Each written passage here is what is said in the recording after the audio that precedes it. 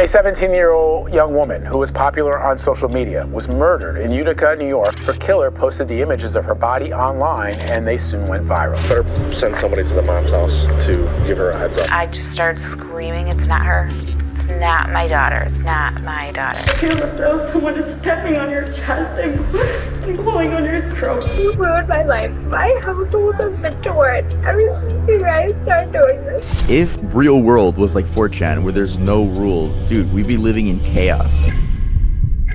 4chan is crazy. When I was doing research, I was like blown away at the amount of just horrible people on the site. It's beyond me. My friend Birdie, aka Tuv, he's gonna help me with this documentary. Amazing YouTuber, amazing guy. And I wanna make sure that you guys stay till the end because things are gonna get really ugly really fast.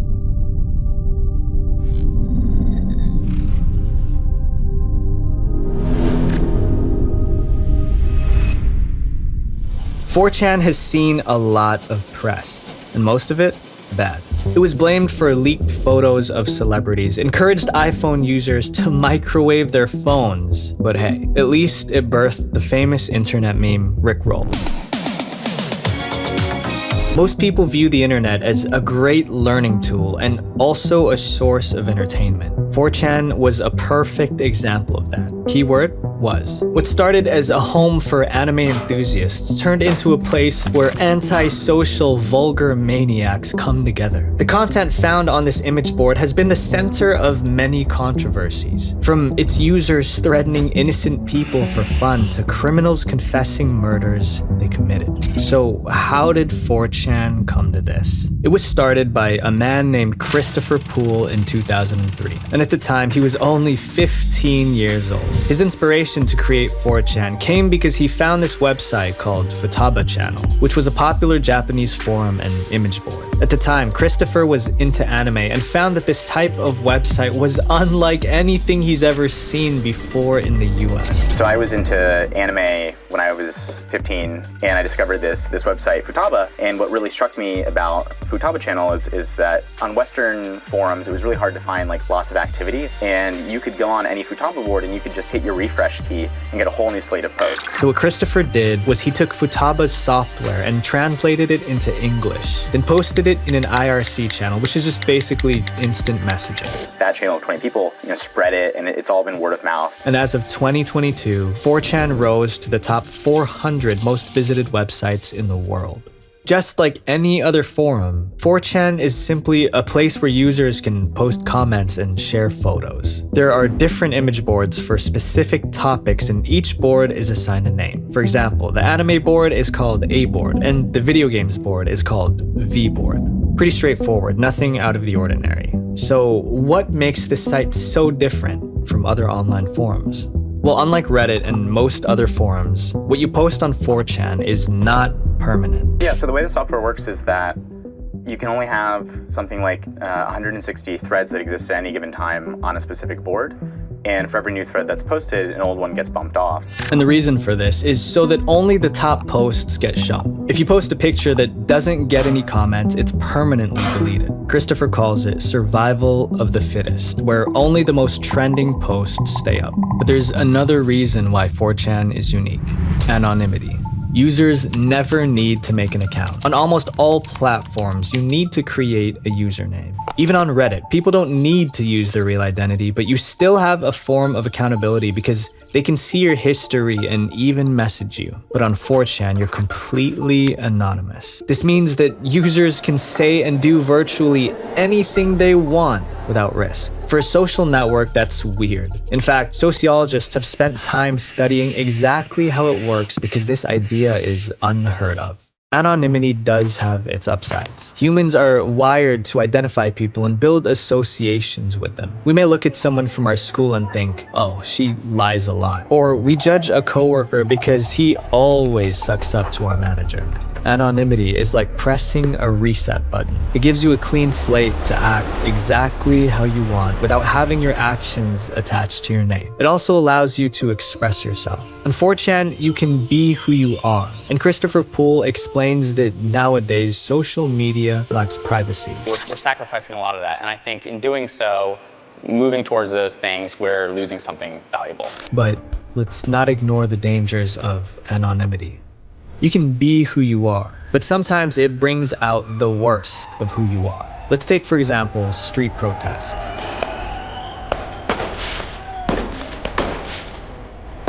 Why do they become so violent so quickly? The answer lies within a piece of fabric on your face. It not only protects you from identification, but also puts you in a different role. Most psychologists agree that covering your face disinhibits people. Criminal psychologist Hans Joachim Clausen explains, it's about a change of identity. While the person stays the same, their behavior changes. They become more decisive, and if you conceal your identity, you're less restrained and therefore more powerful. Anonymity also provides a sense of security. The person on the other side is unable to recognize your feelings. When you're exposed to others, people can recognize your emotions. But when you're anonymous, no one will know how you feel, and as a protester, you can strike without having to show mercy. On 4chan, you can do just the same. 4chan is filled with anonymous people. You can hide your identity, no one has to know who you are, and you can use the site. So there's practically no rules. So there's one image board in particular that's worse than all the other boards on 4chan. B-board.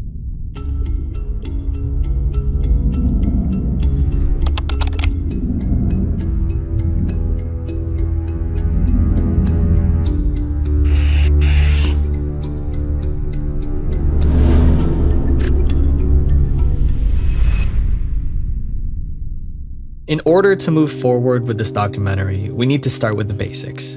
B-board. Unlike A standing for anime or V standing for video games, B-board is a little different. It's dedicated to random content. This was the first board ever created on 4chan. At first, it was pretty innocent, but soon became a place of spamming and trolling. So remember when I mentioned that 4chan practically has no rules? Well, it has a basic set of 17 rules, but these are just to keep the site less dangerous and stop advertisers from flooding the threads. And on B-board, the rules are even less. In general, anything that doesn't go against US law will not be removed. This means that you can post gruesome material and say anything you want, and I mean that literally. You can share inappropriate pictures, write hate speech, and post things that would get you banned from any other forum in a matter of seconds. I think it was bound to happen at some point, especially when their motto was something like freedom of speech. Like, of course, people are going to take that because you can't do that with Twitter or Instagram. They have regulations. 4chan is one of the only places that doesn't. Don't get me wrong. I believe that we need to be able to express ourselves, but our daily lives are built on rules for a reason. B-board is notorious for having too few regulations. B is also known for giving birth to the online hacker group Anonymous. Anonymous is an international network of hackers who describe themselves as hacktivists. You might recognize them by their Guy Fawkes masks. In the beginning, Anonymous started out as a group of trolls. They sent unpaid pizzas to houses, crashed websites, and did prank calls. I mean, it's no surprise coming from a website that mainly consists of trolls. But in 2008, things changed for Anonymous. A video of Tom Cruise praising the Church of Scientology made it online. However, the video was taken down by the church. Anonymous didn't like that, so the group of hackers retaliated. They began a massive operation and attacked the church's servers with fake data requests. Anonymous explained that this was punishment for brainwashing its members. They then uploaded a YouTube video titled Message to Scientology. Hello, leaders of Scientology. We are Anonymous. Anonymous has therefore decided that your organization should be destroyed. We are Anonymous. We are Legion. We do not forgive. We do not forget. Expect us. And from that moment forward, Anonymous fought for more legitimate causes, but they still continued trolling on B-board.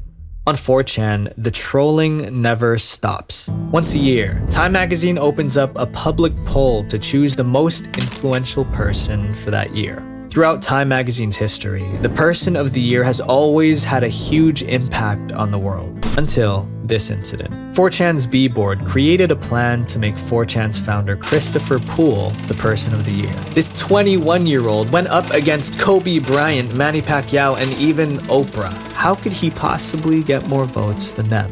The voting process was simple. All candidates were given a score from 1 to 100. Whoever has the highest score is ranked number 1 and wins Person of the Year. A 4chan user discovered that they could submit a vote using a URL. Each candidate had an ID number linked with their name. They also realized that you can change the name of the person on the URL, but the ID number stays the same. This allowed them to spread links with other candidates' names on them, but Christopher Poole, aka Moot, got the vote. People clicking on the links thought they were voting for their favorite candidate, but they were really voting for Moot. These hackers even took it a step further. They created programs that would submit millions of votes. However, Time magazine caught on, so 4chan was back to voting manually. When the poll closed, they were about 150,000 votes short. But what they found was that Time magazine hadn't stopped the votes, so they kept voting all night long. The next morning, Moot was number 1. Kind of famously hacked the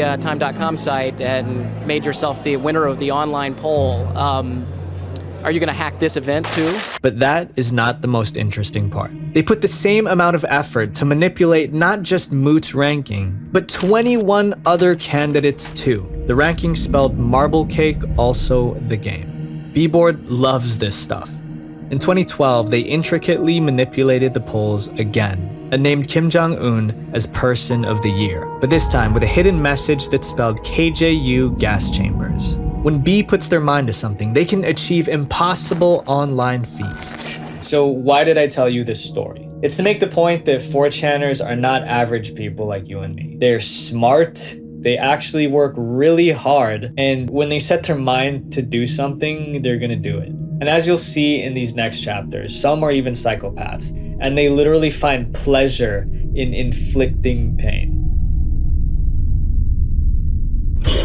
Justin Bieber has cancer. Justin Bieber has cancer.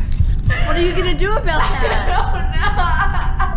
But for you trolls to actually take advantage of these young girls who are doing an act which can actually permanently affect someone by cutting themselves, that's not funny.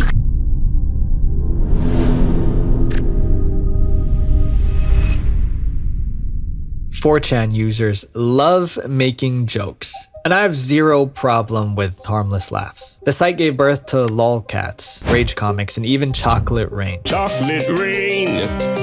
But they're also responsible for some of the largest hoaxes in modern times, and some of them are just disgusting. In 2017, a hoax campaign was started by the members of 4chan's B-board. Their goal was to give the OK hand gesture a different meaning. You may have seen some claims on social media lately that the OK sign is a hate symbol used to say white power. One anonymous 4chaner gave the order for everyone to flood social media platforms, claiming that the OK hand sign was a symbol of hate. The user even provided a helpful photo showing how the letters WP could be traced. The hashtag #PowerHandPrivilege was used, and fake Twitter accounts were made to bombard news organizations with misleading details. It worked. Several times, cadets and midshipmen flashed a hand signal similar to the OK sign that's now used by power groups. While this hoax probably didn't do too much damage, others did. On October 23rd, 2012, there was a post going around claiming that Justin Bieber was diagnosed with cancer. Justin Bieber has cancer. The post read, "Pop star Justin Bieber was diagnosed with cancer earlier this morning. Bieber fans are shaving their heads to show their support." This post was created by using a fake tweet generator to make it look like it came from Entertainment Tonight. Above this tweet were photos of people holding a piece of paper with the hashtag #BaldForBieber. And below was another fake tweet from Justin himself. "Several of my awesome supporters are shaving their heads to help me get through this. I love my fans. Hashtag #BaldForBieber." The hashtag spread like wildfire. Hashtag #BaldForBieber. I'm considering shaving my head and You should too. Within 1 week, 900 people tweeted the hashtag, and some included pictures of their own shaved heads. The 4chaners even created fake medical reports. He made a fake email from a supposed doctor and also a fake medical chart that confirms that he was positive for leukemia. The hoax was short-lived, but just a few months later, it returned with a disturbing twist. In 2013, photos of Justin Bieber smoking were posted online. TMZ took pictures of Justin holding a blunt while laughing with his friends. And of course, 4chan's B-board wanted to take advantage of this. They faked a protest against Justin Bieber's drug use by encouraging cutting with the hashtag cutting for Bieber. They made it seem like teens were harming themselves as a way to encourage Justin to stop smoking. Once again, the hashtag was trending. The entertainment news company Complex described it as the most disturbing hashtag of all time. Some made jokes about the hashtag and found the situation stupid. I love you, Justin, but I will never cut myself for you. But for others, it caused serious damage. The origin of this trend is fake. The trend is real. Tuv had this to say. I think the people on 4chan making it look like teenagers were cutting themselves to protest Justin Bieber smoking weed is really stomach turning, because we're talking about teens, they're still children, and it's just these 40-year-old men thinking it's funny that these teenage girls or teenage boys are just gonna stir wrist for their favorite pop star. According to the New York Times, experts say that self-injury happens to about 15% of adolescents, which is ages 10 to 19. Janice Whitlock, a Cornell University professor, explained that images of cutting can serve as triggers for those who are already prone to self-injury. The argument of these 4chaners is that it's natural selection, but under no circumstances would I ever encourage anyone to hurt themselves.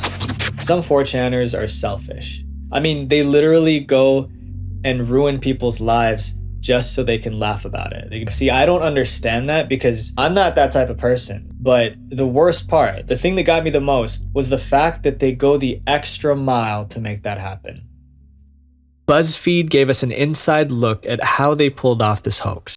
The 4chan community met in a private chat room. A person from BuzzFeed listened in discreetly as 4chan put together this hoax. The 4chaners' plan was to fake a teenage girl's death, claiming that she was a victim of the hoax. They created the hashtag #RememberAddison to spread the fake death. Next, it was decided who will spread the hoax and what social media platforms to spread it to. They even took it as far as creating fake memorial pages for the so-called Addison.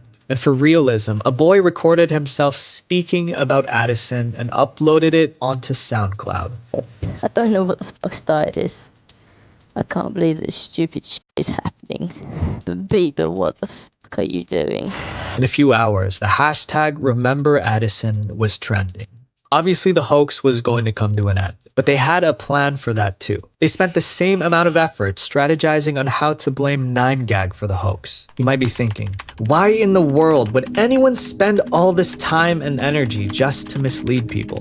According to psychologist Dr. Glenn Wilson, hoaxers may feel like they make no impact on the world, and hoaxing is one way they can make a difference. They start fires, then stand back to admire their handiwork. For people who feel like they have no power, it's the thought of being able to influence an event that excites them. And on the other end, people reading the hoax will believe what they want to believe. But hoaxes are just one problem. There's another epidemic sweeping 4chan: cyberbullying. Okay, this is Jimmy Flutter. I just want to tell you guys that you ruined my life. My household has been torn ever since you guys started doing this.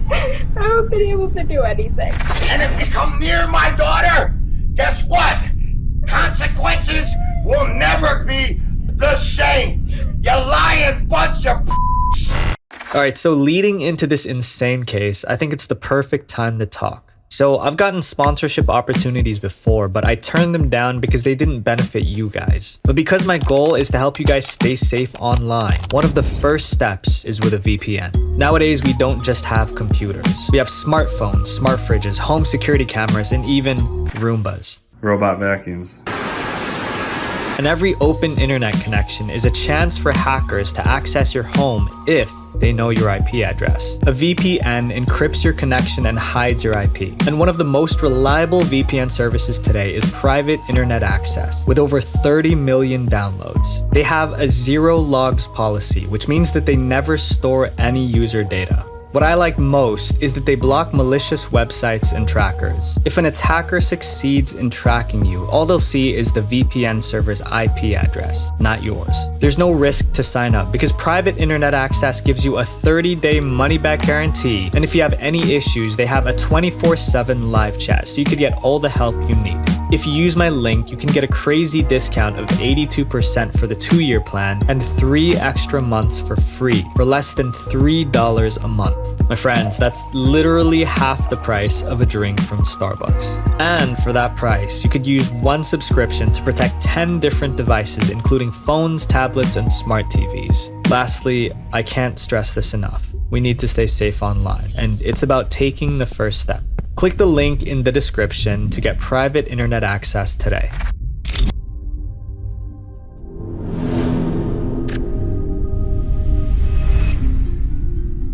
4chan is home to the biggest online controversies. According to yourdictionary.com, a controversy is a dispute, especially a public one, between sides holding opposing views. Outside the dark web, there's not many websites that have generated as much controversy as 4chan. We have the Gamergate controversy, which was an online harassment campaign that attacked women in the video game industry with death threats. Then there's the controversy of Trayvon Martin. He was shot and killed, then a person hacked into Trayvon's email and posted screenshots to 4chan claiming that the teenager deserved to be killed. But this next controversy is more personal. This is the story of Jesse Slaughter.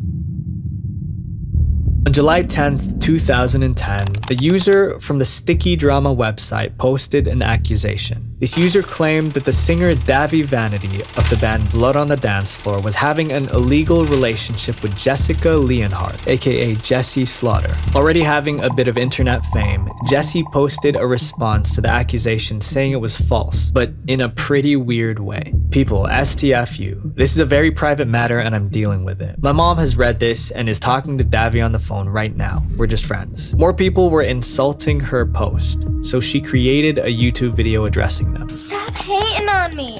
You're just jealous because I'm perfect and you're not. Nobody else can be this pretty with no makeup on. She continued with more vulgar language. And if you can't realize that and stop hating, then you know what? I'll pop a Glock in your mouth and make a brain slushy. This video of a little girl cursing up a storm obviously caught the attention of B-Boy. We all know how that turned out. 4chaners were relentless in insulting Jesse Slaughter, and being the aggressive people they are, uncovered her phone number, address, and Twitter account. They began flooding her household with prank calls. We are investigating the disappearance of a Mr. Derek Cooper who we believe to have been associated with your daughter. You're investigating what? A disappearance of a Mr. Derek Cooper who we believe to have been associated with your daughter. My daughter's 11 years old. Then, they bombarded Jesse's family with hate emails and sent packages to their house. The video made its way to Tumblr, and at that point, Jessie has had enough. She uploaded this video in tears. Okay, this is Jesse Slaughter. I just want to tell you guys that you ruined my life. My household has been torn ever since I started doing this. I haven't been able to do anything. Then her father suddenly comes into the shot, furious. You know what? I just say that you guys have ruined my life. I'm gonna tell you right now, this is from her father. You bunch of lying, no good punks. And I know who it's coming from because I back traced it. And he ended his rant with this. And if you come near my daughter, guess what? Consequences will never be the same. You lying bunch of Her dad's speech fueled the 4chan trolls even more. They began to spread rumors by Google bombing, which causes Google's autofill to be manipulated. When people searched Jesse Slaughter, this would appear. And the death threats still kept coming. So on July 18th, Jessie was placed under police protection. A month later, Jessie and her dad were arguing while she was in an online chat room. A person in the chat room recorded it all. Jessica, I don't trust anybody, especially your friends.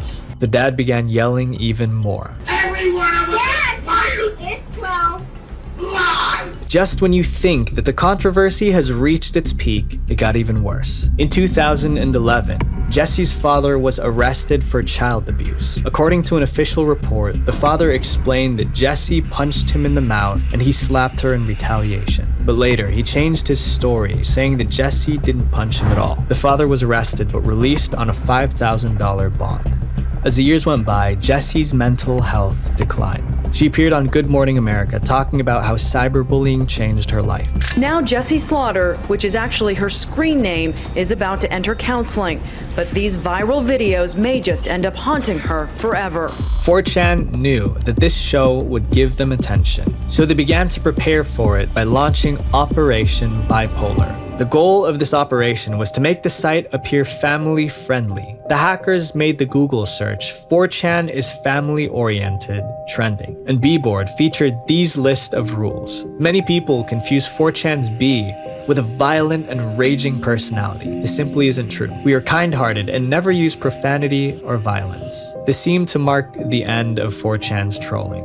But for Jesse, it wasn't over yet. 1 month later, Jesse's friend posted an unexpected video onto YouTube. I'm saying sorry for everything that I've done. I feel really bad about it now. I'm in foster care. Her video outlined her apology, but what struck me the most was that she was now in foster care. And the very same day the video was uploaded, Gene, Jesse's dad, had a massive heart attack and passed away. Some say that the heart attack could have been caused by the stress of the controversy. And honestly, it probably was because of that. And as of 2017, Jesse has been diagnosed with fibromyalgia. Jesse's story is filled with pain and suffering. When she was a kid, she made stupid decisions. She talked like a brat and acted like one too. But do you think that an 11-year-old girl deserved all that unending hate? We're all human, we make mistakes. Jessie Slaughter's life was ruined, and a huge part of that was because of the trolls on 4chan. But hey, she's still alive. In this next case, the victim wasn't that lucky. A 17-year-old young woman who was popular on social media was murdered in Utica, New York. Her killer posted the images of her body online, and they soon went viral.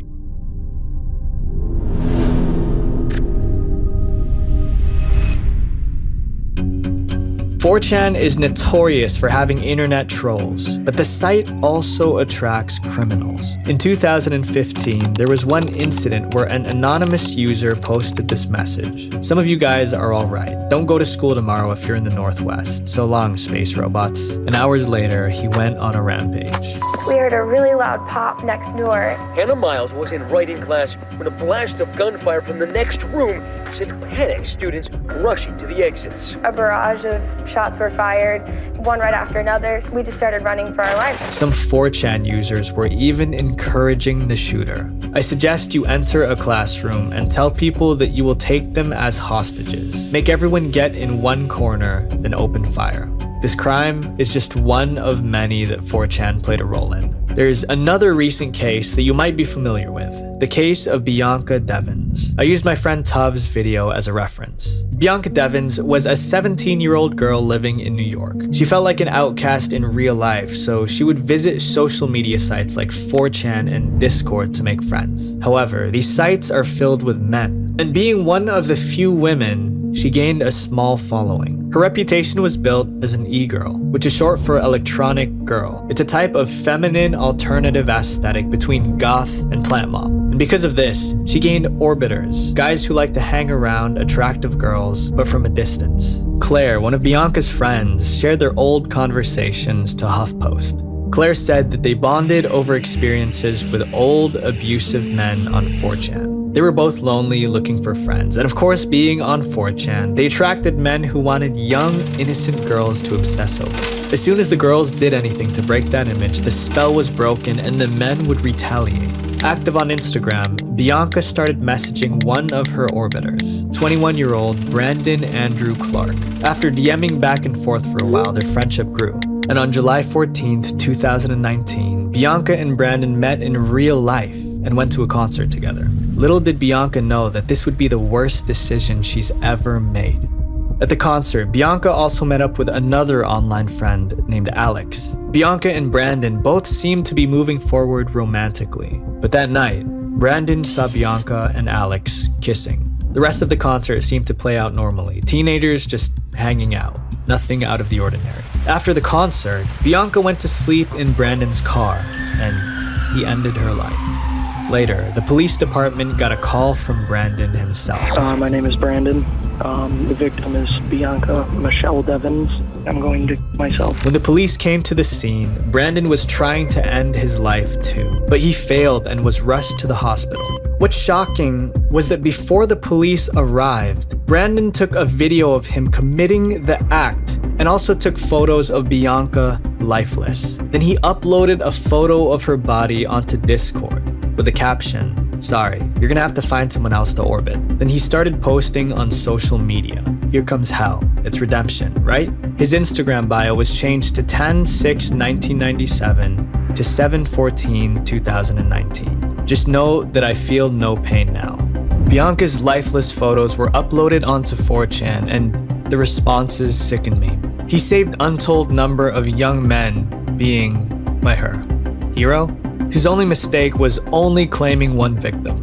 This next point is where I draw the line. The photo of Bianca lifeless was being sent to her family members. Okay, put yourself in their shoes. Your daughter or your sister passed away. You're grieving and the people are sending you pictures of your dead family member, laughing and telling you they're happy she's gone.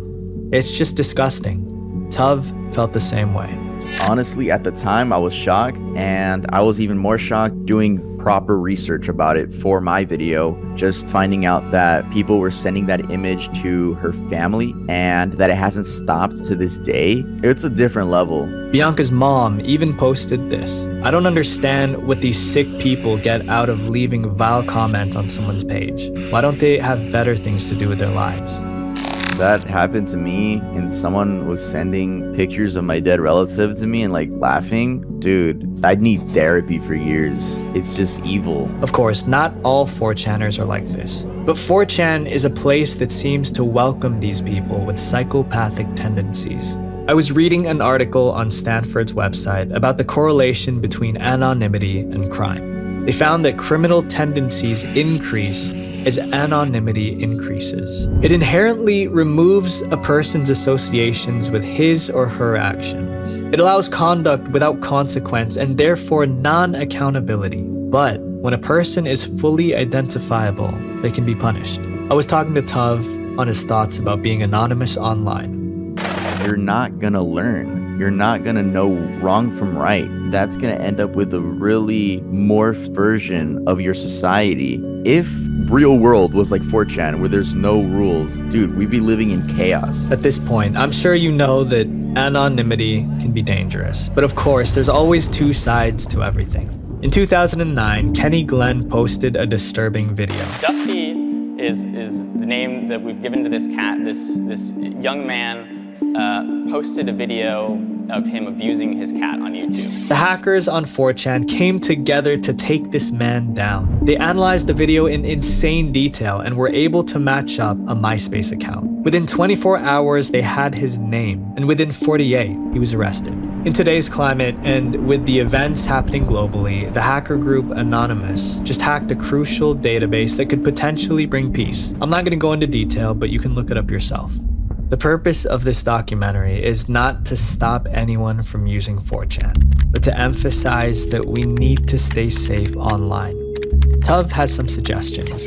So if you're anything like me, you're probably gonna visit 4chan after this video just to see what it's about, and that makes sense. But honestly, if you want to stay safe on sites like this, just don't engage in the community. At the end of the day, just be a spectator. Don't engage in anything. Don't get into any arguments with anyone. The next thing you know, they're gonna pull up your address, but make sure not engage in any negative activity. My friends, I want to encourage you to be yourself. But when I say that, I don't mean that you should fulfill your dark desires. I get it, we're human, but I want you to be the best version of yourself. The version that keeps yourself accountable when no one online will. Here's my challenge for you. For 3 days, I want you to go on any social media platform and comment something positive to someone. You never know if they're gonna need it. There will always be people who want to see others fail. But my hope for you is that you become a person that strives to help others even when no one is watching. And hopefully together, we can make the world a better place. Visual Venture. Please subscribe and hit the bell notification and watch these 2 videos right here. The goal is going to be 100,000 subscribers by the end of 2022. Honestly, I can't believe the amount of support that you guys are giving me. It's incredible, and I would have never dreamed that I would be here right now. So thank you. There's going to be a ton more documentaries to come this year, so stay tuned. I love you all. Peace. Once being an extremely popular sports commentator on YouTube, EDP445 is now known for being a creep to his young fans. He's actually delusional. He's a fucking delusional freak. What EDP did is unforgivable. He should be counting his lucky stars he's not in jail. So what brings you out here today? Oh, I was actually coming out here to pick up a cupcake.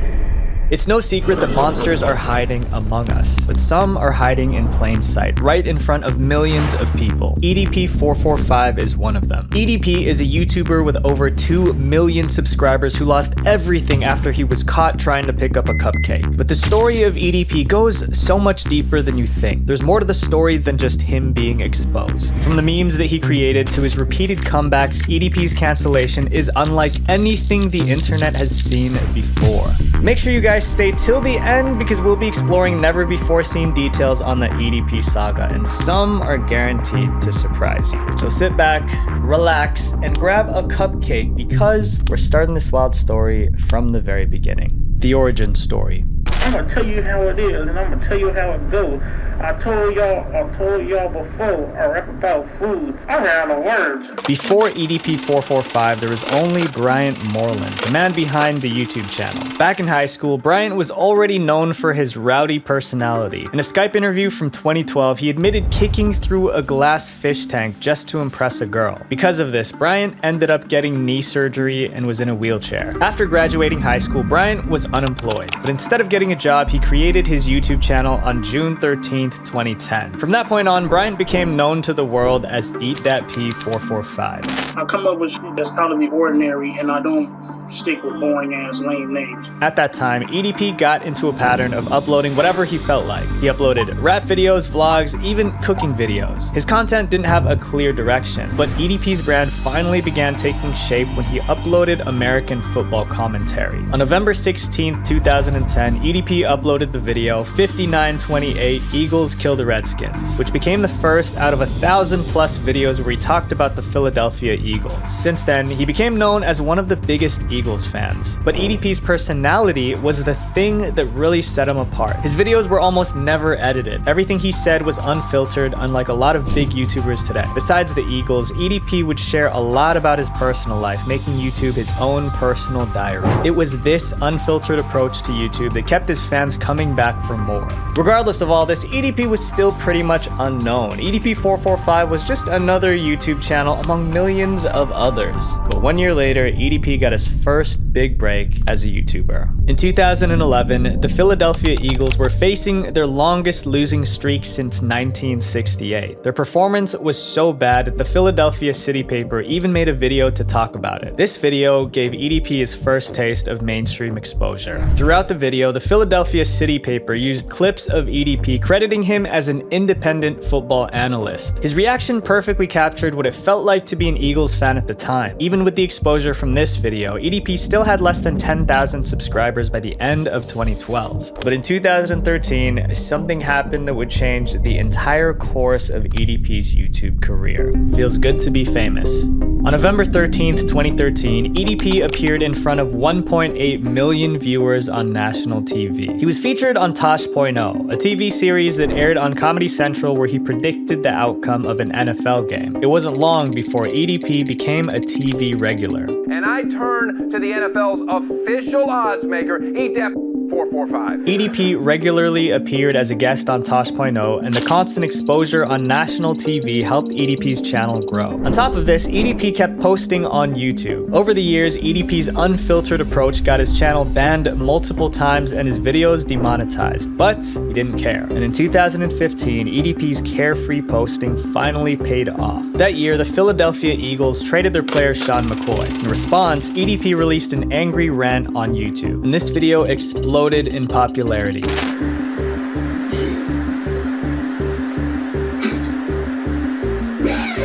Both ESPN and MTV covered EDP's reaction. During this time, EDP saw his subscriber count more than triple, going from 20,000 subscribers in 2014 to 70,000 subscribers by the end of 2015. EDP was no longer the small YouTuber he once was, but his success didn't stop at YouTube. That same year, EDP also found work as a security guard. Thanks to this job, he met popular rapper Tyler, the Creator. The two of them became fast friends, and Tyler hired EDP to make content for his app, Gulf Media. Even though EDP's YouTube content wasn't monetized, EDP was still able to establish himself as a successful content creator. But as his YouTube channel grew, so did his controversies, and it wasn't long before these controversies would catch up to him. And if you know about EDP, you know what comes next. Exposing a monster.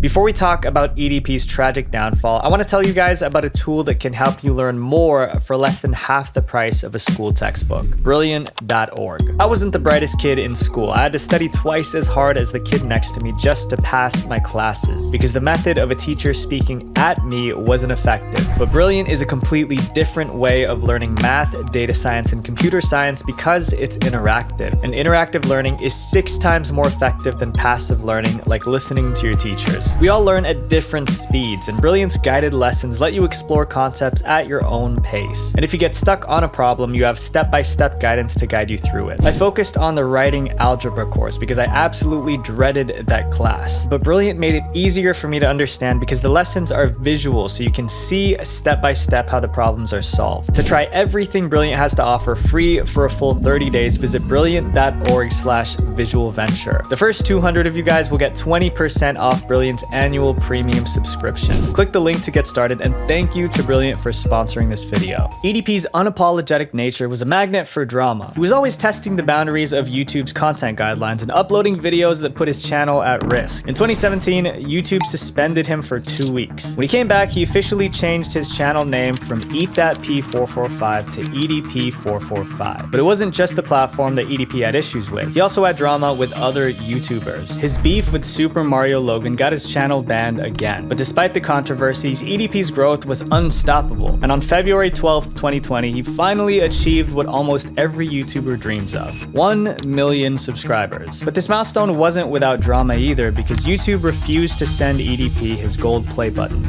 They will not send me my gold play button, right, for reaching 1 million subscribers, because according to them, my channel doesn't match the criteria. EDP was so well loved by his viewers that one fan even made a custom YouTube play button and sent it to him. Congratulations on surpassing 1 million subscribers. But the support he received from his fans would soon be put to the test, because EDP was about to face his biggest controversy yet. In July 2020, rumors started to spread that EDP was sending messages in an inappropriate way. On July 9th, he uploaded a video addressing these messages. While EDP's fans believed him, this video didn't convince everyone. In the days following EDP's explanation, YouTuber Cold Raven uploaded multiple videos calling EDP out. He even showed screenshots of EDP's inappropriate behavior. But even after showing evidence, a lot of viewers dismissed Cold Raven's video as clout chasing. EDP's fanbase was gonna support him no matter what. So Cold Raven kept gathering evidence about EDP's behavior. And this time, it paid off. One of Cold Raven's subscribers set up a fake Instagram account posing as someone else. Using the account, the subscriber baited EDP successfully. Cold Raven then uploaded a video, but this time with more concrete evidence. EDP responded by creating a video titled "My Response to Cold Raven," where he pulled back a slide of a pistol to threaten Cold Raven.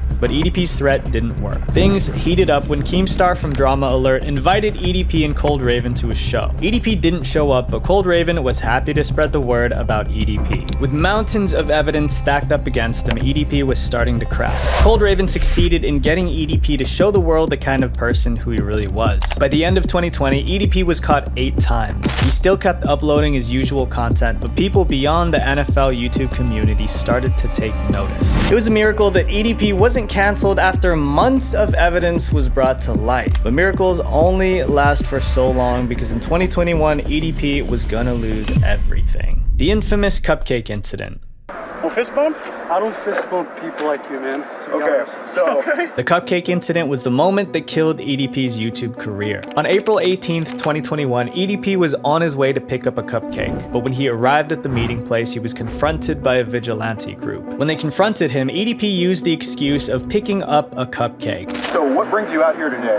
Go ahead. Well, I was actually coming out here to pick up a cupcake. This excuse would go down in YouTube history as one of the most infamous moments on the platform. There are like countless memes about this floating around. That's because this video went viral. The video recording of this incident was uploaded on April 20th, 2021 by Chet Goldstein, one of the members of the YouTube channel. Now, millions of viewers had their eyes on EDP. From big YouTubers like Moist Critical to major news outlets like Yahoo News, EDP's reputation crashed down in flames. In the days following the cupcake incident, EDP made all his videos private, but his effort in privating over 1,000 videos on his channel went to waste, because on April 27th, 2021, YouTube deleted his channel. While the sting operation led to the end of EDP's YouTube career, it didn't bring justice. The biggest development is absolutely the authorities getting involved and saying that they are going to look into the case.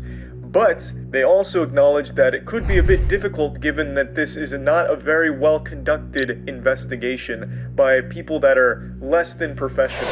With law enforcement struggling to file the findings as evidence, EDP was never arrested, so he was determined to build his career back as a content creator. But as long as EDP wasn't behind bars, the internet wasn't gonna let him off the hook. EDP versus the internet. And he was evicted from an apartment complex not too far from here. Now he's staying here. Spread the word, you know, it's not safe for him to be here, and people in this town hate him. There's a lot of people upset. EDP found out the hard way that being canceled meant more than just losing your YouTube channel. He was being harassed both online and in real life. EDP jumped from platform to platform, and he was finding it harder and harder to find someone that would hire him. With his channel deleted, EDP turned to Facebook. There he announced his future content that would be uploaded on edp445.com, a website he planned on launching. EDP also took this chance to call out the vigilante YouTube channel, but this was a big mistake. By bringing attention to the cupcake situation, Facebook quickly deleted his page. EDP tried his luck on other major platforms, but each time he made an account, users reported him and EDP got banned. During our research, we found out that after the cupcake incident in 2020, EDP was banned a total of 15 times across different platforms. EDP stubbornly fought to revive his career as a content creator, but the internet fought back, refusing to give him a platform. EDP eventually found success on Bigo Live and TikTok, two platforms that are known for their young audience. On Bigo Live, EDP had a lot of live streams, but on TikTok, EDP actually made a comeback. He succeeded in reaching 1 million followers in January 2023, but 1 month later, he was banned on TikTok. But even after being canceled, he always found ways to remain relevant. Videos of him saying controversial things were always picked up by major content creators. Every few months for the last couple of years, like clockwork, he will try and come back to the internet. He's just this silly villain that keeps popping up every now and then just for people to laugh him off the face of the internet, but he'll always come back as a cameo in later episodes. EDP was always putting himself out there publicly, which made him a target for harassment. He found work as a Lyft driver only to be spotted and lose his job. The harassment was so bad that EDP even changed his name legally. He was also believed to be struggling financially. People online tracked down the car that he owned and found out that he sold it, as well as some of his belongings, including his YouTube play button. One thing I just want to mention to you guys, whoever decides to buy it, This wood right here on the side is a little bit chipped. And if things couldn't get worse, he's also believed to be facing kidney failure. He posted a photo of dialysis on Instagram and posted a tweet addressing those that believe he's faking it. EDP is having a rough time. And on July 7th, 2023, EDP uploaded a video saying that he's seeking treatment. I'm taking full responsibility, full accountability for my actions. I am terribly sorry for the pain, the anguish, the hurt that I've caused multiple people. EDP's apology video caught a lot of people by surprise, including me, because I was literally creating the video at the time of his apology. While EDP isn't paying for his crimes in prison, it looks like the internet won. EDP finally changed, or at least that's what he wants you to think. EDP's dirty secret. Do you guys think EDP really changed? He apologized, but was it genuine? Some of the dirt that we recently uncovered might say otherwise. Our speculation is that every controversy after the cupcake incident was geared toward one goal: to drive traffic to his website. At first glance, EDP445.com just looks like another personal website. EDP's videos are uploaded there, and there's a merch store as well. Nothing out of the ordinary, right? But when we checked the website's traffic, we were shocked. When we ran the website through similarweb.com, we found that EDP445.com has an average of almost 100,000 monthly visits. To put this in perspective, that's 5 times more traffic than Logan Paul's merch store. EDP's ability to stay relevant has seemingly turned EDP445.com into a successful e-commerce website. His website also has a section where visitors can pledge a monthly subscription ranging from $2 to $10 a month. While we don't have the exact data, with over 100,000 visitors each month, it's easy to imagine how much revenue he's potentially generating. EDP might not have the reputation he once had, but that doesn't matter. Every time he does something controversial, it benefits him. If you search EDP445 on Google, it's on the first page. It seems like that's what he's after, to get as many people to visit his website. Because as long as people are visiting, there's always a chance for more merch sales and more subscriptions, which means more revenue. EDP isn't just a content creator, he's a businessman. He even filed a trademark for his website. That's how serious he is about the platform he's created. He's able to run a successful website, but the real problem behind all this is that it encourages his inappropriate behavior, because the more he stirs up controversy, the more people visit his website. And maybe, just maybe, it's intentional. EDP really did make a comeback, and it's on a platform that he has complete control over. I don't know what the future holds for EDP, but I do hope that he's truly sorry and that he begins a new chapter in his life. And for you, if you see someone shady talking to your friends online, don't ignore it, because it could possibly save their life. Visual Venture. Wait, before you go, please click this playlist right here to watch more dark internet documentaries, because the algorithm is gonna promote my channel more if you guys watch multiple videos. Thank you honestly so much for being here. Love you guys a ton. Peace. He was just a real quiet guy. You know, he came to town, he never bothered anybody, he never gave anybody a hard time, he was never in trouble. The students hated him, absolutely loathed him. Didn't have any class hours, he wouldn't talk to them. The FBI has linked that single suspect to nearly 24 incidents around the country. He was a brilliant criminal in that he was able to expertly exclude anything identifying himself. Today, the FBI arrested Theodore Kaczynski, the suspected Unabomber.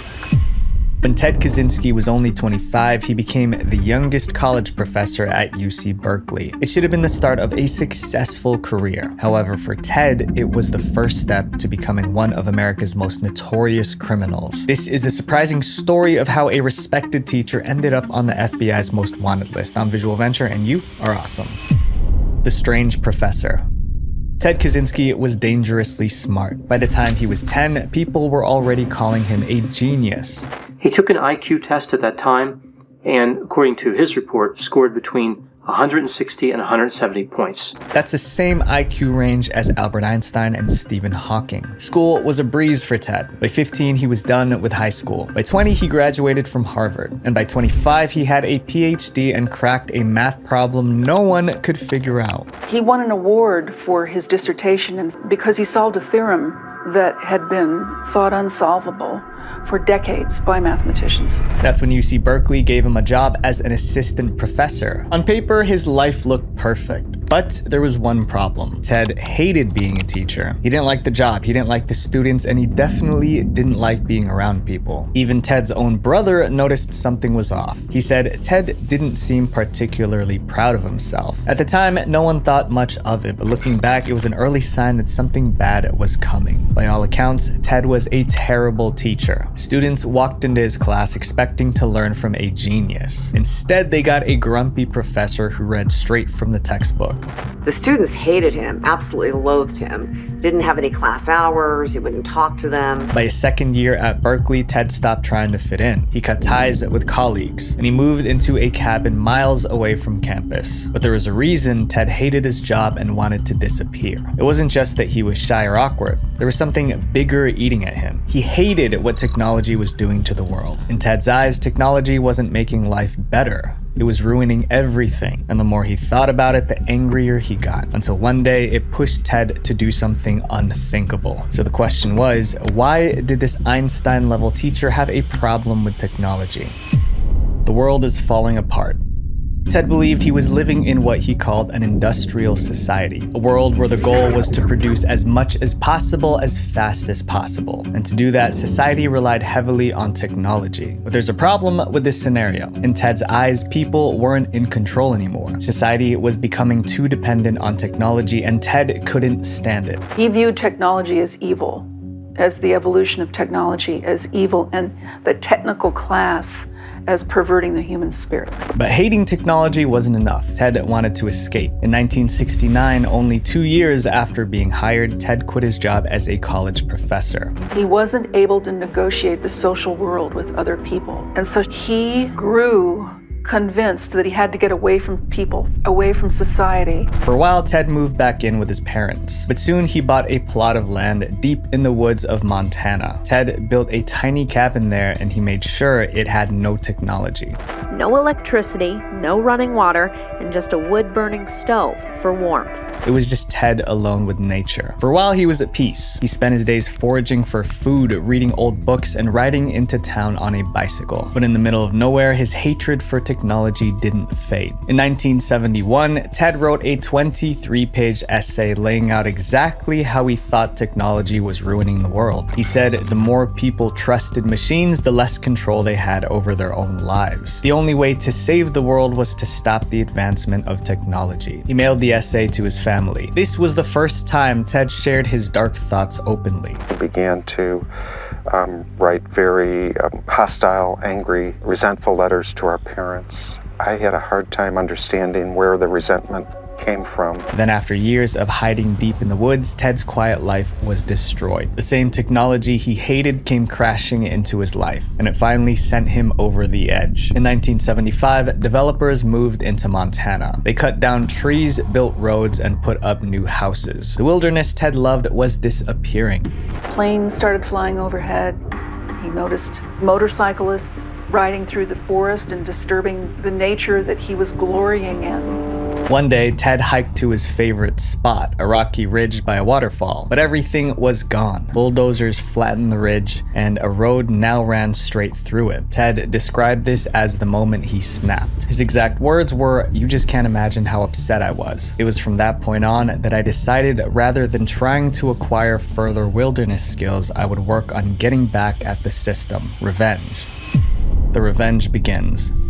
Ted wanted to attack the people and places that represented technology. He started small. First, he trashed a vacation home near his cabin. Then he set fire to a bulldozer. After that, he poured sugar into a snowmobile's gas tank. And soon afterward, he smashed some construction equipment. But Ted wasn't satisfied. He wanted to hurt the system, not just machines. That's when he decided to do something absolutely insane. He was going to build bombs and mail them across the country. Ted's first target was Professor Buckley Crist. He was an engineering professor at Northwestern University. In Ted's mind, Buckley represented everything he hated about technology. Ted built a small bomb and hid it inside a package. Then he mailed it to Buckley. On May 25th, 1978, the package showed up at Northwestern University. It had Buckley Crist's name on it, but no real return address. Buckley felt something was off. He called campus security to inspect it. That was a mistake, because as soon as the guard opened the box, it exploded. Luckily, no one lost their life, but both Buckley and the guard walked away with injuries. The police looked into the incident, but they couldn't figure out who sent the bomb or why. In the end, they concluded that it was just a prank, but little did they know it was just the beginning of Ted's campaign of terror. A year later, Ted sent another bomb to the same university. This time, a student opened it and got injured, but Ted's next target was far more extreme, an airplane. In November 1979, an American Airlines flight took off from Chicago heading toward Washington, but mid-flight, smoke started filling the plane. The passengers were screaming and panicking. Luckily, the pilot was able to make an emergency landing, but when authorities checked the plane, they found something that made their jaws drop. There was a bomb hidden in the cargo hold. We found that it contained a barometric switch and some other initiating components, batteries, wires, and a container for the explosive charge. It was designed to detonate when the plane reached a certain height. Luckily for the passengers, the switch malfunctioned. Bombing a plane is a federal offense, so the case was taken over by the FBI. As the agents studied the bomb, they noticed it looked a lot like the ones from Northwestern University. There were construction techniques, the way the wood was cut, the way it was put together, the markings on the wood, the way the tape was applied.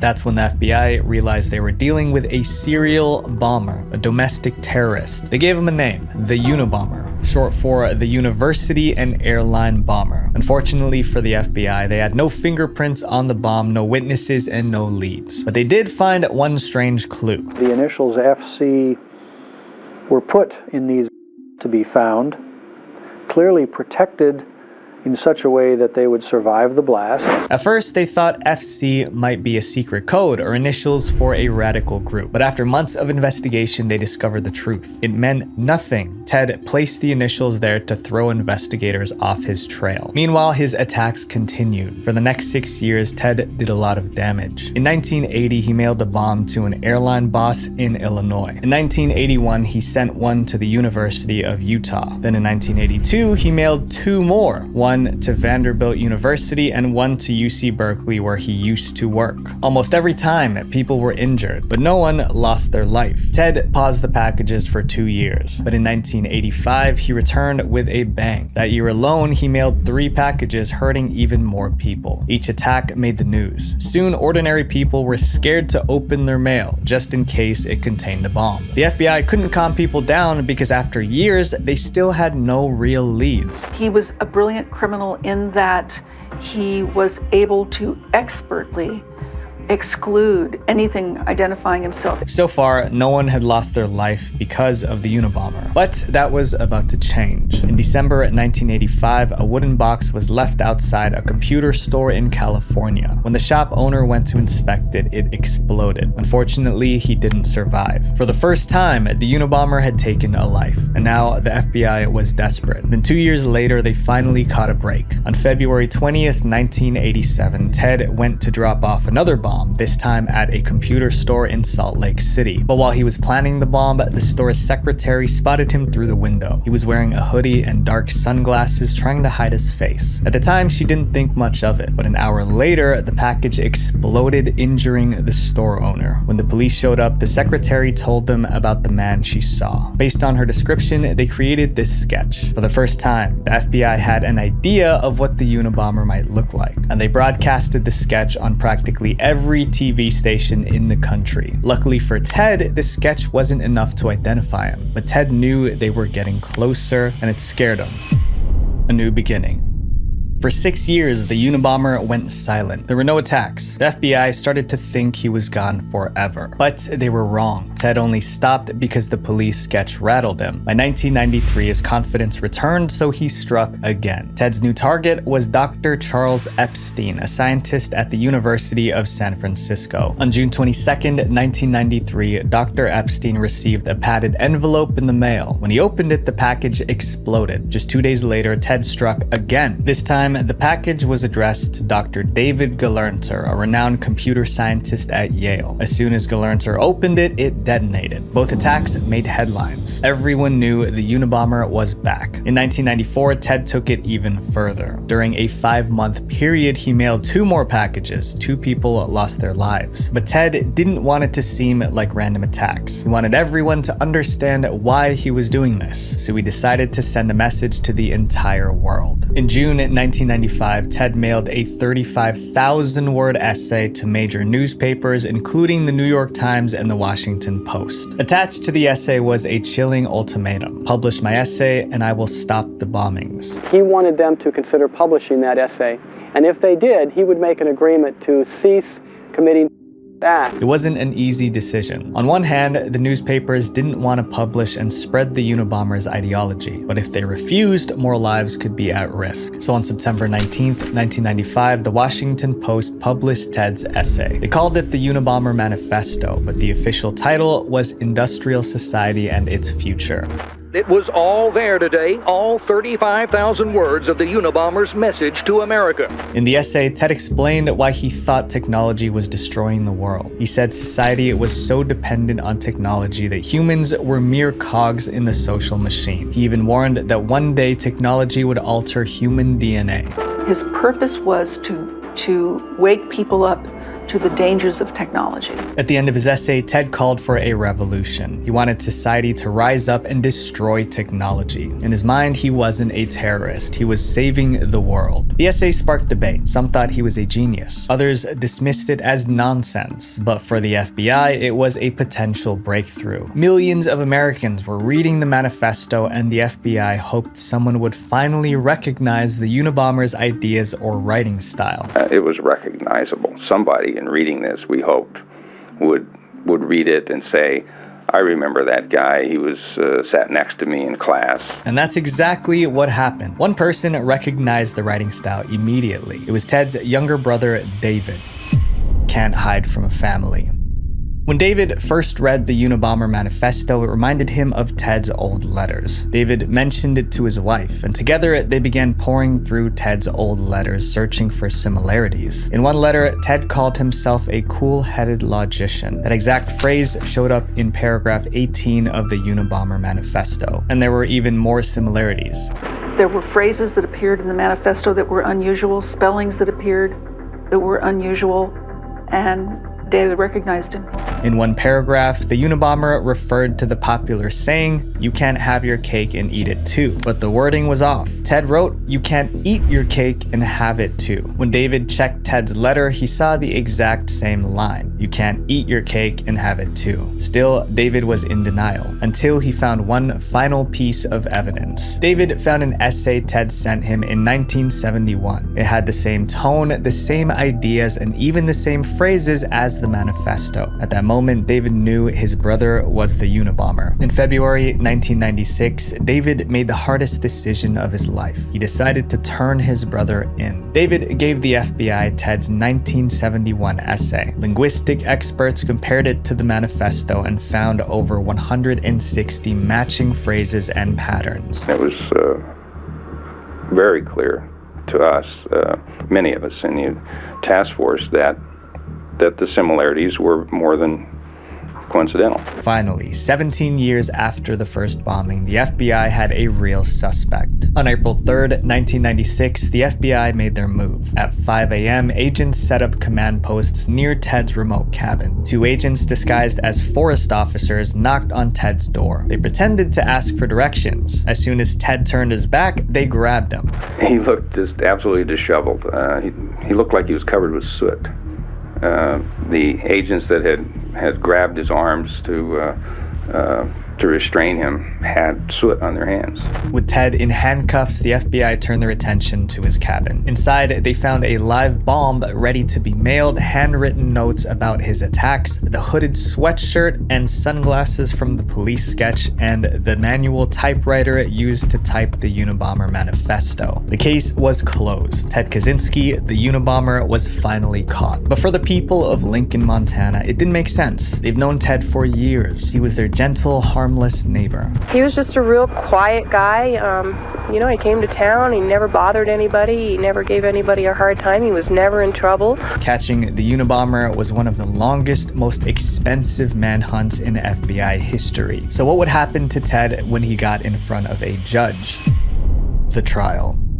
In April 1996, Ted appeared before a federal grand jury. He was charged with 10 counts of illegally mailing and using bombs, as well as other crimes. The evidence against him was overwhelming, but all hope wasn't lost for him. Ted's lawyer had a plan. They wanted to argue that he was insane so he would escape the death penalty, but Ted refused. He believed calling him insane would make everything he did meaningless. It would destroy his message, so he fought back. First, he tried to fire his attorneys. Then he tried to end his own life, but the guards stopped them in time. After the attempt, Ted was sent for psychological evaluation. After 6 days of analysis, he was diagnosed with schizophrenia. But Ted rejected that diagnosis. He refused to be labeled insane. He wanted to stand trial as a sane man, no matter the consequences. On January 22nd, 1998, Ted pled guilty to all charges. He was sentenced to 8 consecutive life sentences. After his conviction, the US government seized his cabin. The contents of his cabin were auctioned for $232,000. That money went to help his victims. Ted was sent to a supermax prison in Colorado, locked in a concrete cell for 23 hours a day. But even when he was behind bars, people didn't forget the Unabomber. Ted received hundreds of letters from people who agreed with his warped philosophy. For years, the world heard little about Ted. Then in 2021, news broke. Ted had cancer, and on June 10th, 2023, he was found lifeless in his cell. Ted Kaczynski had a brilliant mind, but his intelligence will never become a substitute for morals and values. And intelligence without empathy can become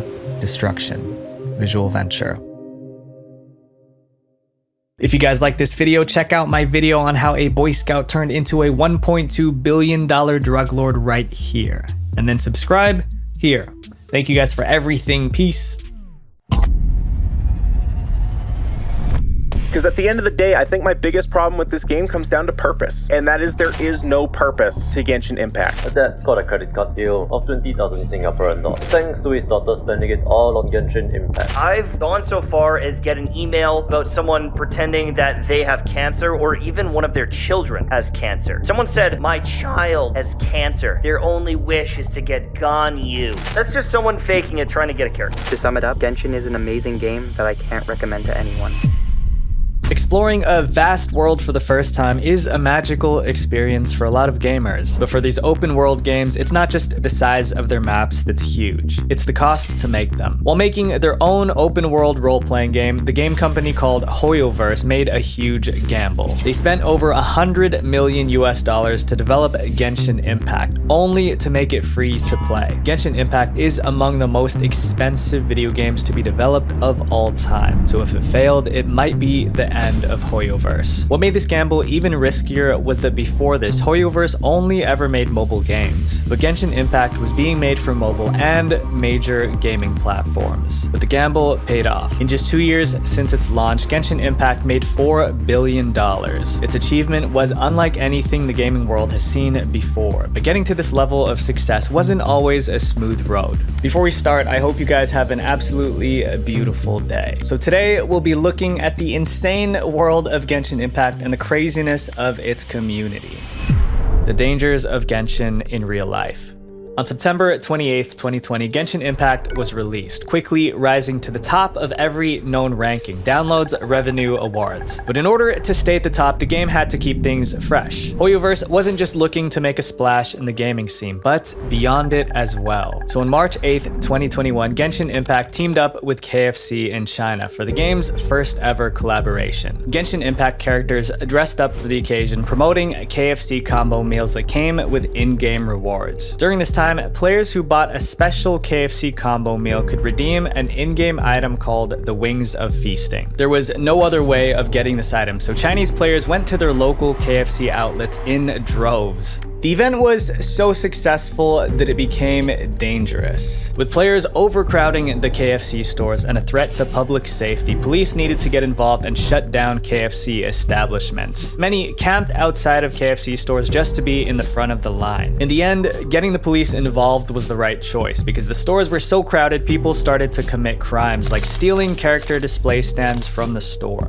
Amidst all the chaos, people started stealing Noel cutout. People that were successful in the Noel cutout heist started selling them online. Just a few months into Genshin Impact's release, it became so popular that crowds at real-world events could not be controlled. So on August 29th, 2022, when Genshin Impact had a new collaboration with Pizza Hut in China, players should have already learned their lesson, right?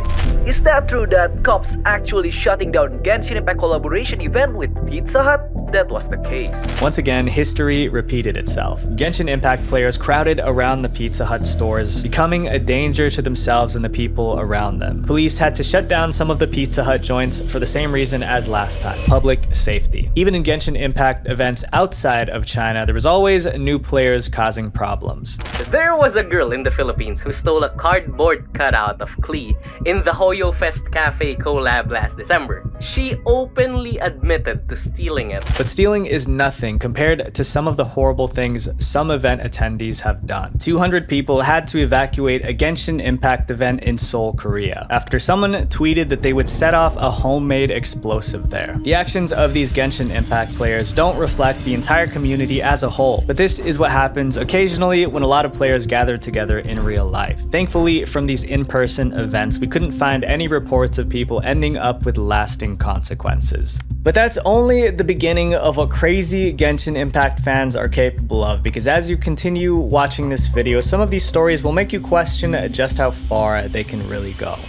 The corrupt sponsorships. When Genshin Impact teamed up with KFC China for collaboration, players in countries outside of China felt left out, so Hoyoverse came up with a plan. On November 25th, 2021, players from the global region finally had the chance to get the Wings of Feasting item from the KFC China collab. By teaming up with Genshin Impact Twitch streamers from around the world, Hoyoverse gave out the Wings of Feasting through their new web event called the Adventurers Guild on Twitch. Their plan was to get the player base to support Twitch streamers. On paper, this was a great move for the community, because players who bought paid subscriptions to selected Twitch streamers could get the Wings of Feasting, while streamers could get more subs. A win-win. But once again, it was too good to be true. While almost everyone loves eating KFC, not everyone loves Twitch streamers. A lot of players were upset that they had to spend money to subscribe to streamers that they'll never watch. But the real problem was what the streamers had to face. Twitch streamer Tectone exposed the contract offered by Hoyoverse for them to be an eligible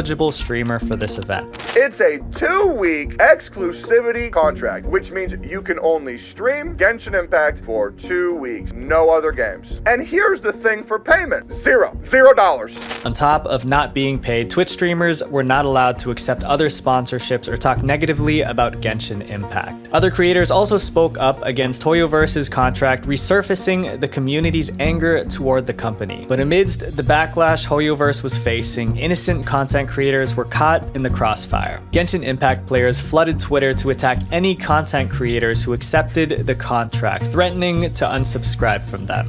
There's a lot of people in the Genshin community, smaller Genshin content creators, who reached out to me via Discord, Twitter DM, and they said that they are very anxious about this, and that they're terrified that they accepted the program, right? And they're terrified about what's to come because of how Genshin community retaliated towards this. In the end, the Adventurers Guild on Twitch event divided the community instead of bringing them together. Hoyoverse never responded to the backlash from this event, while streamers suffered the wrath of angry Genshin Impact players. Sadly, this isn't the only time that innocent creators had to pay the price for Hoyoverse's actions. The consequences of being a voice actor. So far, Hoyoverse's ambitious ideas led to real-world mayhem. But unlike the frenzy of Genshin fans at KFC, there's another service that delivers harmony with every meal: CookUnity. CookUnity is the first chef-to-you meal delivery service, made up of over 70 chefs who believe that great food should be for everyone, especially for you guys who spend a majority of your time working on the computer. Every week, award-winning chefs craft hundreds of globally inspired meals, and they're always delivered fresh, never frozen. And I can attest to that because when I opened the box, the meals looked incredible. Cook Unity chefs offer meals with over 7 dietary preference filters, including vegan, paleo, and gluten-free options. The menu rotates every week, so there's always something new to try. So this one is the grilled grass-fed ribeye steak made by Brandon Kita in Los Angeles, California. Chef Brandon graduated from the Culinary Institute of America in Hyde Park in 2001, and I was blown away by his steak. It also passed my parents' test, so they're super picky, but I kid you not, they liked every single Cook Unity meal I had them try. To try them out yourself, go to cookunity.com/visualventure50 or click my link in the description below and use my code visualventure50 to get 50% off your first order. The subscription is super flexible. You can pause, skip weeks, or cancel at any time. Thank you to Cook Unity for sponsoring this video.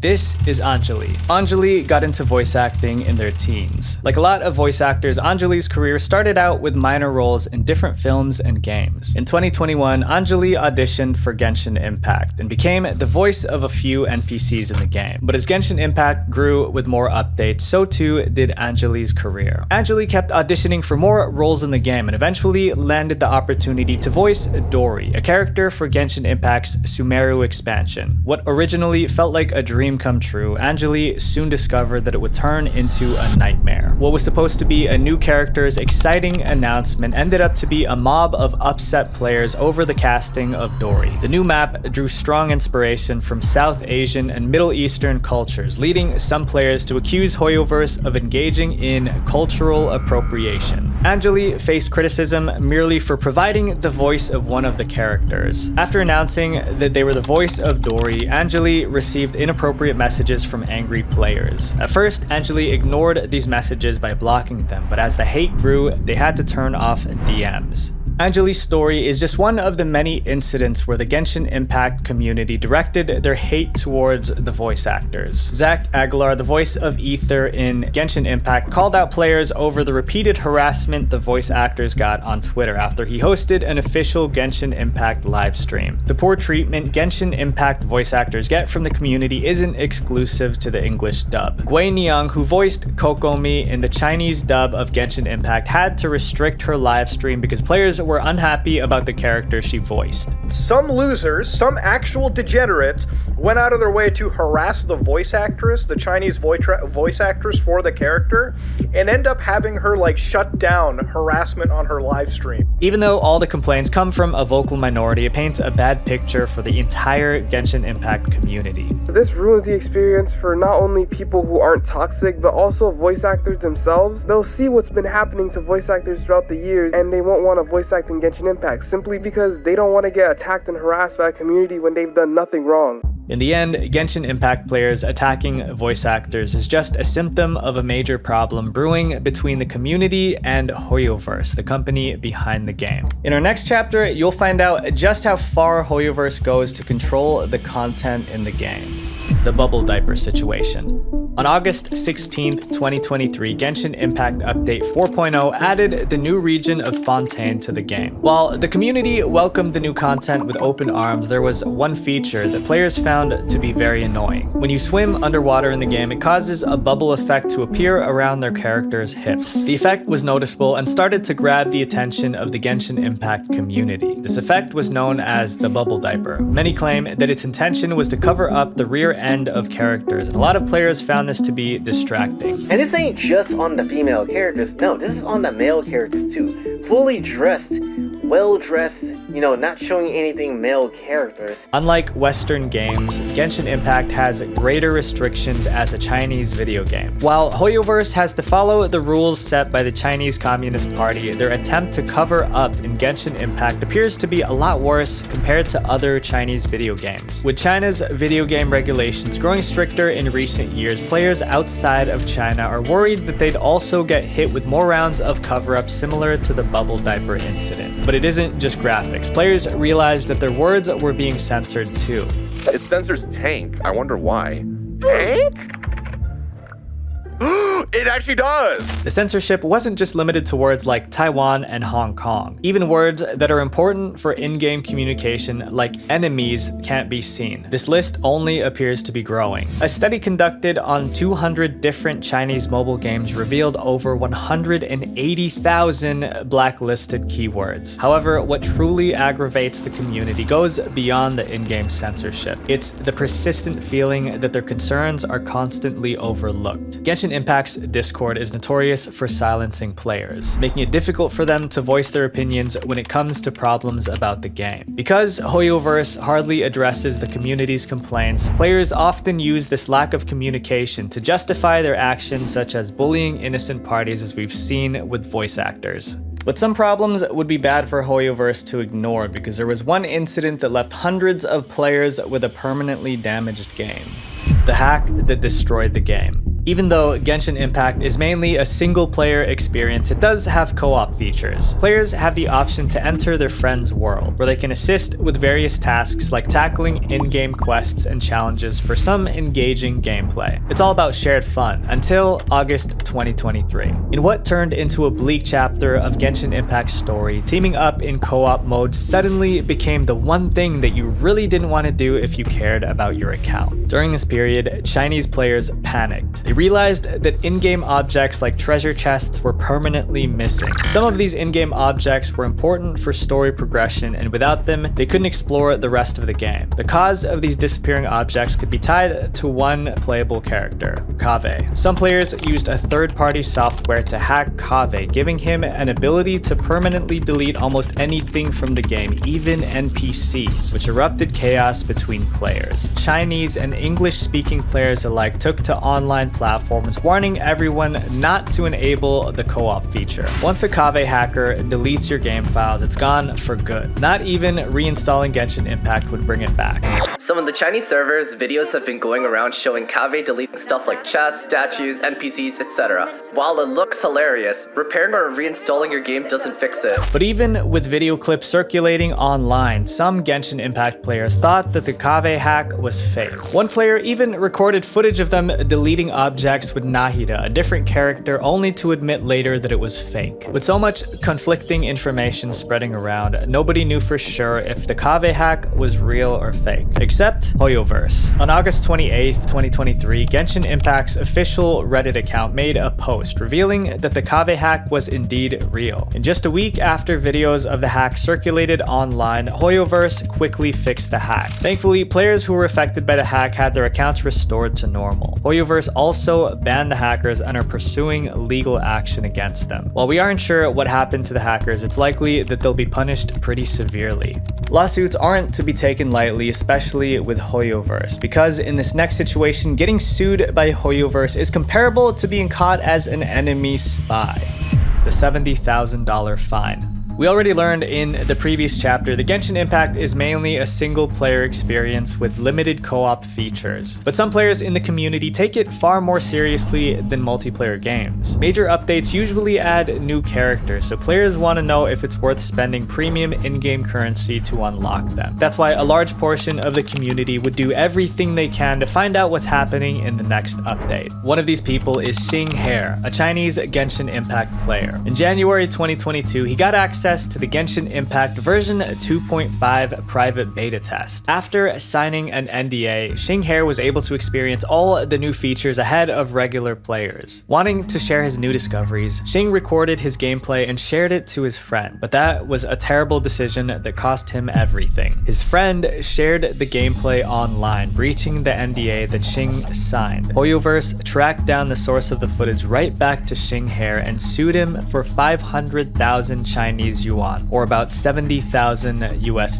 That's the fine you'd expect for someone caught spying in China. In a post he made online, Xing revealed how betrayed he felt because of his friend. About the leak, I've always been very careful. That friend I've known for years. I trusted him and told him not to spread it to outside sources, but I didn't think that I would get backstabbed today. Xing also revealed that he doesn't have the means to pay the fine worth $70,000. While we aren't sure what happened to him after he made this post, we're sure of one thing: Hoyoverse takes data breaches very seriously. Back in 2021, Hoyoverse made it clear that they weren't messing around, going after 7 players with lawsuits each at around $70,000 for leaking unreleased content of the game. And just when the leaks wouldn't stop coming, in October 2022, Hoyoverse suffered a massive data breach. Not only were 36 weeks of upcoming content exposed to the public, but employee information was leaked too, which led many people wondering maybe it didn't take too much effort to actually breach Hoyoverse's security. A 4chan user in June 2023 leaked so much Genshin Impact artwork that the user even insulted Hoyoverse for their incompetence. You are a multi-million company. You could tighten your security. You do not, however. Your company is so open to how easy it is to breach, so it's just a matter of time before somebody creates their own art book. You should try and get a profit at least. It turns out Hoyoverse's cybersecurity has been a problem since the very beginning of Genshin Impact. Security options like two-factor authentication weren't available for mobile devices, and on October 19th, 2020, not even 2 months into the game's release, hackers were able to steal player phone numbers through the Hoyoverse website. This issue was only fixed on November 9th, 2020, but it took them almost an entire year to finally add two-factor authentication in May 2021. Hoyoverse may be taking harsh action against those who leak confidential information, but it's nothing compared to what China would do to Genshin Impact creators who go against them. Because sometimes just making the wrong kind of Genshin Impact videos could land you in prison.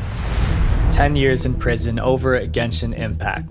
On January 18, 2022, Italian physicist Giorgio Parisi was on the verge of a major milestone in his life. He was about to receive his Nobel Prize from the Italian Senate over a Zoom meeting, but unfortunately, his achievement would never be remembered as an honorable moment, but instead, probably one of the most embarrassing moments in Zoom call history. Somebody managed to hijack the call and played an inappropriate video of Final Fantasy VII's Tifa Lockhart. This moment became a legendary internet meme overnight. But what a lot of people don't remember is that seconds before the Zoom hijacker was removed, he played a clip of Zhang Ling from Genshin Impact as well. While Zhang Ling didn't share the same meme status that Tifa did, this might have been for the best, because the animator for the Zhang Ling Not Safe for Work video was about to get into serious trouble. Shirakami, the animator, has a Twitter following of over 560,000 and rose to online fame with his inappropriate Genshin Impact animations. However, he mysteriously went silent and vanished from the internet on December 12, 2022. It wasn't until 6 months later that his fans would uncover the story behind his sudden disappearance.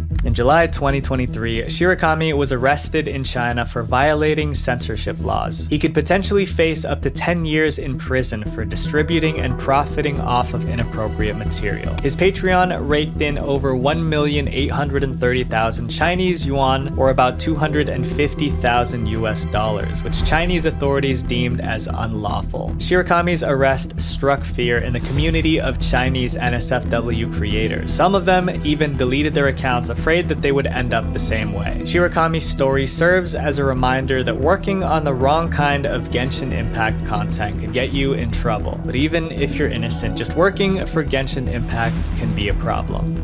For one unlucky Hoyoverse staff member, her first day on the job was thrown into chaos thanks to the Genshin Impact community.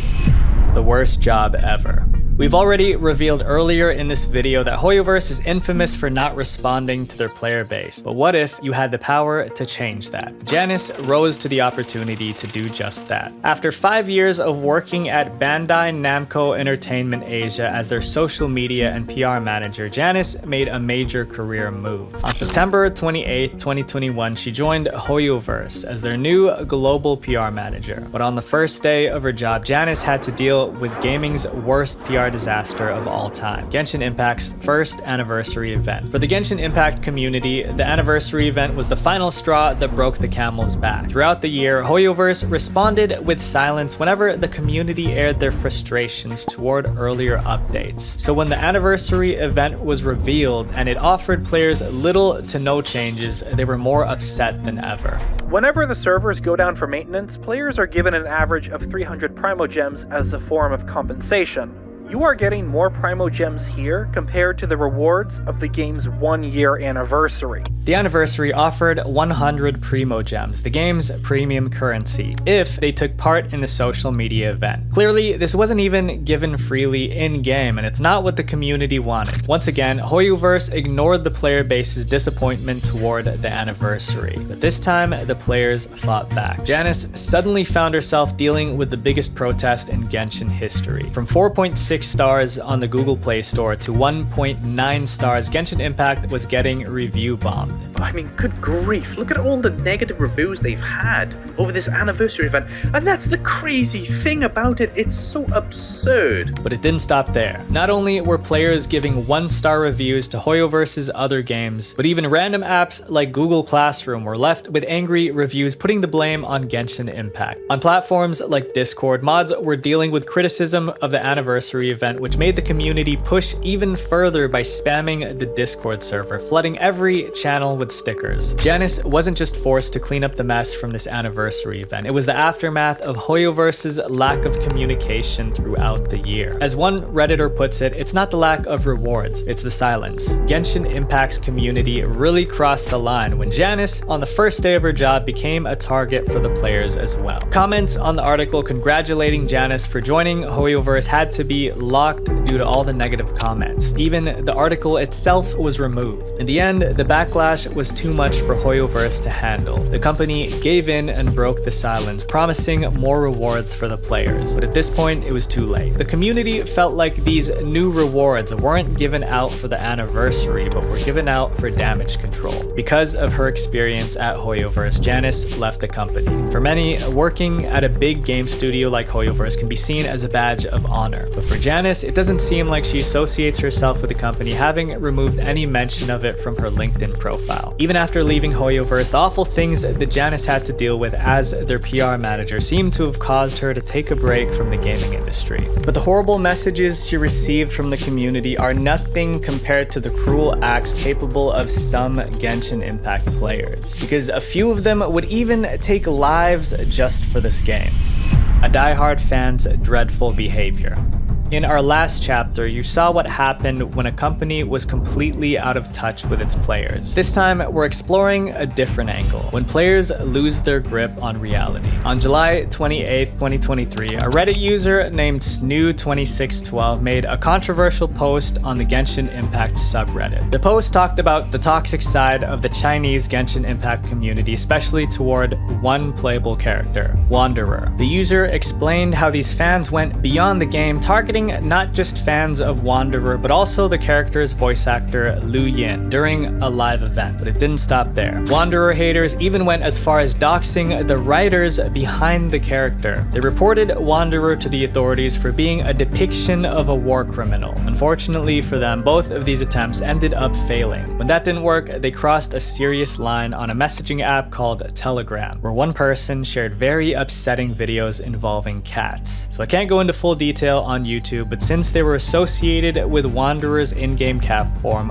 what I can say is that the cats sadly didn't survive. This was a harsh reminder of how intense fandoms can negatively spill over into reality. According to the Reddit user, the motivation behind these awful acts is simply because they don't like the Wanderer character. Many Chinese male players see him as a real enemy and not a fictional enemy. They are offended by his attitude, his talking pisses them off. The CN players are used to being flattered in a game world, so they can't tolerate a brat. For them, doing everything they can to ruin real lives over Wanderer is apparently sending a message to HoYoverse. When Snoo2612 made this post on Reddit, it was met with skepticism. Some Reddit users thought that there was no way that bad apples in the Chinese Genshin Impact community could be this toxic, but they were quickly proven wrong. Another Reddit user discovered that Snoo2612 was doxed on Chinese forums after exposing the Wanderer controversy. Wanderer haters were calling Snoo a traitor to China and claimed that they found the Reddit user's real name. Snoo ended up making an update to their original post. In the update, Snoo apologized to Wanderer fans for making the Reddit post. Additionally, they asked those engaging in doxing to refrain from targeting the woman in Snoo's Twitter profile, clarifying that it was not a photo of themselves. It's hard to believe why some people would commit commit such disgusting acts over a fictional character. It may be just a small minority of the player base, but hopefully this is the darkest the Genshin Impact community gets.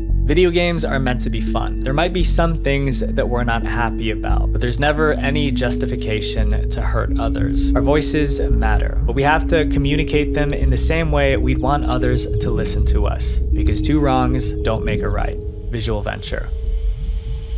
Wait, before you go, click this playlist right here to watch more dark internet documentaries, because the algorithm will promote my channel more if you guys watch multiple videos. Thank you guys so much and have an absolutely wonderful day. Peace.